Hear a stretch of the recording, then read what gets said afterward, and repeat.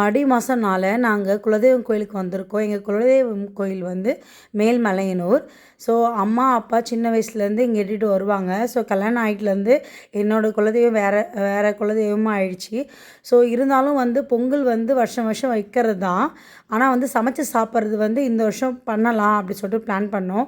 So காலையிலே வந்து அம்மா முன்கூட்டியே வந்து சக்கரை பொங்கல் மாவிளக்குலாம் செஞ்சு ரெடி பண்ணிட்டாங்க. நான் கொஞ்சம் லேட்டாக தான் போனோம். ஸோ லேட்டாக போயிட்டு க்யூவில் நின்று சாமியை நல்லபடியாக பார்த்து தரிசனம்லாம் பண்ணிவிட்டு அதுக்கப்புறமா வெளியே வந்து லேட் ஆகிடுச்சு அங்கேயே எங்களுக்கு. ஏன்னா காலையில் வெயிலில் பண்ணது. சாமி க்யூவில் நின்று பார்க்குறதுக்கே ஒரு 4 ஹவர்ஸ் கிட்ட ஆகிடுச்சு.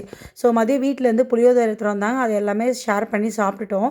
சாப்பிட்டு இனிமேல் சமைக்கலாமா வேணாமா சொல்லிட்டு எல்லா ஆம்பளைங்கள்லாம் யோசிச்சுட்டு இருக்கும்போது நாங்கள் சமைக்கிறோம் அப்படி சொல்லிட்டு நானே என் தங்கச்சி எங்கள் அண்ணி என் பாப்பா எல்லாமே வந்து பண்ணலாம். ரொம்ப வருஷம் ஆகுது இதை மாதிரி கோயில் வந்து சமைச்சு எல்லாம் ஒன்றா சாப்பிட்டு அப்படி சொல்லிட்டு. வீடியோ ரொம்ப லென்த்தாக இருக்கனால நெக்ஸ்ட் வீடியோவில் பார்க்கலாம். மிஸ் பண்ணாமல் வீடியோவை பாருங்கள்.